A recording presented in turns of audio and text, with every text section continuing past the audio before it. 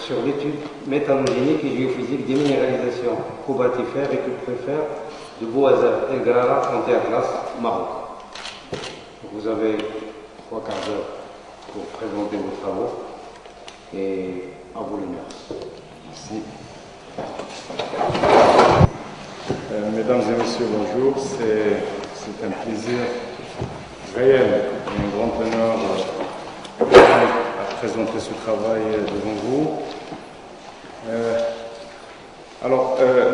Le sujet porte sur les études métallogéniques et géophysiques de minéralisation cobaltifère et cuprifère de la boutonnière de Bouazza El Grara. Il a été encadré par C. Abdelmajid Boukhari et puis par la suite C. Abdelkhaliq Al-Ansari ici présent, à qui je rends hommage et que je remercie vivement. Le plan de l'exposé porte sur les parties suivantes: une introduction dans laquelle on va définir la problématique, les objectifs assignés à l'étude, et puis pour passer au contexte géologique local, le contexte de la boutonnière. Je vous épargne le contexte géologique régional puisqu'il a été présenté à plusieurs occasions devant vous. Dans le contexte géologique, je parlerai d'un apport critique ou un œil critique sur la lithostratigraphie, la métallogénie et puis l'apport des données géophysiques à la compréhension de la géodynamique de la boutonnière. Une grande partie portera sur le cobalt avec les sous-produits, les minéraux associés et puis le cuivre pour finir avec une synthèse, des discussions et puis des thématiques complémentaires pouvant être travaillées dans le futur. Alors là, d'abord la problématique qu'on a traitée concerne l'ensemble des minéralisations de la boutonnière de Bouazza, le cobalt et le cuivre puisque c'est les plus importants, mais nous avons également traité la chromite, nous avons traité les minéralisations d'or et palladium du Far West Bleda, et puis les minéralisations également oxydées de la couverture adoudinienne et cambrienne, et tout cela dans l'objectif de circonscrire ces minéralisations, d'en définir le contexte métallogénique, et puis évidemment de pouvoir définir des guides de recherche pouvant aider l'exploration du groupe. Alors les objectifs sont les suivants: synthétiser et publier les données disponibles sur les différents gisements de la boutonnière. Je vous rappelle qu'il y a plus de 30 gisements de cobalt dans la boutonnière, et plus de 20 gisements de cuivre. Et donc nous avons fait cet effort-là de rendre publiques les données de la mine, et pour une bonne partie, en espérant que ça servira dans les travaux futurs. On a complété des études académiques de laboratoire à l'échelle des gisements et de la province. Et puis également, on a essayé d'appréhender les différents processus physiques et chimiques en relation avec l'histoire métallogénique de la boutonnière, et puis une mise en cohérence de l'ensemble de ces données-là pour finalement aboutir à des modèles métallogéniques à l'échelle locale et régionale. Alors, chose promise, chose due, un œil critique sur la stratigraphie de la boutonnière. Juste pour dire, et c'est des avis, puisque ce n'est pas l'objet de l'étude, mais j'ai quand même la chance de passer 9 ans sur le terrain dans cette boutonnière-là. Mon œil critique portera d'abord sur le complexe d'Assif Bougman et Tekrund, au sud de Bouazza. Au sud de Bouazza, nous avons pu montrer à ce niveau-là que les pyroxénolites qui font partie du même complexe oxyolithique de la boutonnière de Bouazza est intrudé par des lithogranites qui étaient attribués au P1, qui aujourd'hui, par des datations récentes, non encore publiées, je pense, mais qui nous ont été communiquées oralement par les auteurs, que ce serait plutôt du P1 inférieur également. Alors, on émet des réserves sur l'appartenance de la parenté de la série Tashdams avec la série Bleda, nous relevant un caractère ultra basique de la série Tashdams. Ce n'est pas l'objet d'étude, mais j'en parle pour marquer le point et puis pour pouvoir en faire des thématiques ensemble dans le futur. Alors, mais le plus important, et celui dont je suis assez confiant à le dire, c'est l'âge de la carapace d'Ambert. La carapace d'Ambed, c'est les étabirites qui ont joué un rôle important dans la mise en place des minéralisations de cobalt et qui ont été attribuées dans le passé par le blanc au P2 supérieur. Alors nous avons toutes les données aujourd'hui pour pouvoir dire que cette carapace est plutôt du précambrien 3. Elle est concordante au précambrien 3 et n'est pas affectée par la phase B2. Alors je passe aux données géophysiques. Alors là vous avez la carte MAC de la carte du champ total, la carte magnétique du champ total réduit au pôle. Nous avons le massif de serpentine proprement dit. Nous avons les serpentines de Tchekron. Nous avons un massif de serpentine de Tchdent, dans la zone de Tchdent. Nous avons les kératophéras magnétiques de Bleda, le dike jurassique, Jbel Boho, et puis des unités magnétiques qui affleurent dans la partie nord de la boutonnière. On verra ce que c'est, qui, selon le traitement des données géophysiques, ne s'enracinent pas et qui correspondraient aux ondes des îles, correspondraient au niveau ferrugineux. Une problématique à ce niveau-là, c'est le dike. Le matériel, d'abord le dike limite le massif de serpentine de manière en profondeur. Nous sommes à 700 mètres de profondeur et 1 km.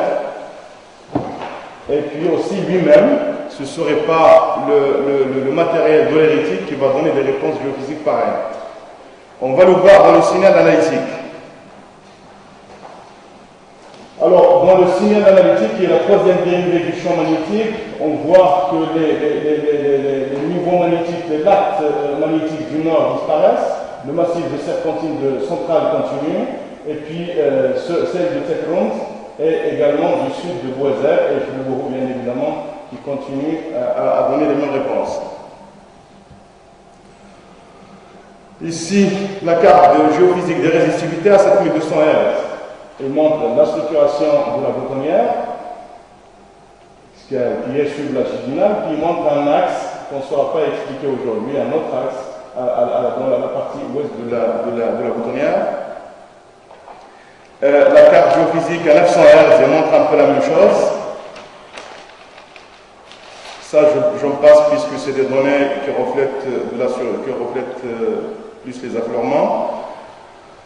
Alors, sur un plan métallogénique, nous avons dressé ce schéma de zonalité en allant de l'ouest vers l'est avec des minéralisations de cobalt, nickel, or, argent et arsenic dans la partie ouest. En allant à partir d'Ambed, on a la chromite qui commence à apparaître dans sa forme podiforme. Le nickel, le cobalt, l'arsenic, le cuivre, le palladium, l'or aussi, et un peu de platine. Et puis dans la partie est, le domaine à cuivre pour parler de cuivre structuré de Bleda. Les gisements de la couverture, bien évidemment, ne suivent pas cette logique, puisqu'il s'agit des stratabands, sedimentary stratabands, copper deposit, et ils suivent la couverture. Et nous avons, je vais la selle et Tizinkras dans la partie est de la boutonnière et Zor qui serait dans la partie ouest avec plusieurs autres minéralisations qui sont sous forme d'indices de gîtes qui sont connus autour de la boutonnière. Alors maintenant, je passe aux minéralisations de cobalt et sous-produits. Alors pour les minéralisations de cobalt, on a dressé une modélisation gitologique selon laquelle on classe les minéralisations de cobalt sous forme on les classe en 6 catégories, en 6 types. Le type Nichui qui correspond aux structures associées à l'événement minéralisateur lui-même, sans aucune évidence d'héritage tectonique. C'est des structures, dans le cas du Nichui, c'est une structure nord-est qui présente une terminaison queue de cheval à l'approche des serpentines, avec une tendance des structures à devenir orthogonales au massif, on verra tout à l'heure pourquoi, à base de données technophysiques. Et puis le même schéma de queue de cheval est illustré en bas de la photo à l'échelle d'une structure cette fois-ci. Alors en bleu, je rappelle que c'est la diorite comme en question, et le vert c'est les serpentines. Le gisement de Nichui en bloc diagramme avec toujours en vert les serpentines, en vert clair des chicots de roches basiques qui sont pris entre entre l'azurite en bleu et les serpentines en vert, et puis les structures minéralisées qui ont un fondage est, le nord étant par là, et puis l'enveloppe, par contre, le plonge ou le pitch de la minéralisation est plutôt vers l'ouest.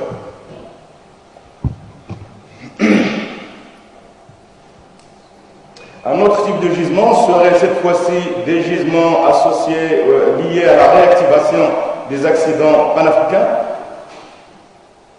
qu'on appelle le type filon 7.5. Dans cette catégorie-là, on place le gisement de Taroniès, Boisarex, Lac-Milan et Eltem. Ces gisements, compte tenu du contexte géologique, ont un enracinement qui est beaucoup plus important, une extension latérale aussi, puisque c'est des grands cassures. Et donc, réactivés, ils ont tendance à s'enraciner. Le jeu panafricain est sénètre sur les est-nord-est et d'est sur le nord-ouest comme l'axe-Milan. Les ouvertures sont contrôlées par la part des surfaces gauches, enfin, des fentes d'extension, des zones de relais, tout ce qui est transfonsif le long de ces structures-là. Alors, les gisements de type Tandrost sont sous couverture, sont en contact entre la serpentine et la couverture pétroire. Et c'est là où le métallothèque principal est la carapace d'Ambert que vous voyez en jaune, le liseré jaune sur la carte, sur le bloc, qui lui va favoriser, par le processus de dissolution-remplacement, va favoriser le développement de minéralisation de type amas. C'est ce qui avait amené le blanc dans ses travaux à considérer, et Routier d'ailleurs, bien avant lui, à considérer les minéralisations saint-sédimentaires contrôlées par des chenaux. Il parlait de FC1, c'est faille chenale 1. Alors que dans le détail, ces minéralisations-là sont séquentes sur la lithologie et c'est le processus de remplacement et de dissolution est contrôlé par les mêmes drains, par les mêmes filons transverses qu'on trouve dans les autres gisements. Alors il y a également un processus qui a joué un rôle important dans ce type de minéralisation, c'est le domino. Comme on voit ici la montée de la serpentine au niveau d'Arba, qui va percer aussi bien la carapace que les formations du pétrole, mais qui suivra les mêmes processus de mise en place de la minéralisation que les autres gisements. On verra tout à l'heure pourquoi cette montée, comment est générée cette montée diapérique, ou plutôt en domine du massif de serpentine.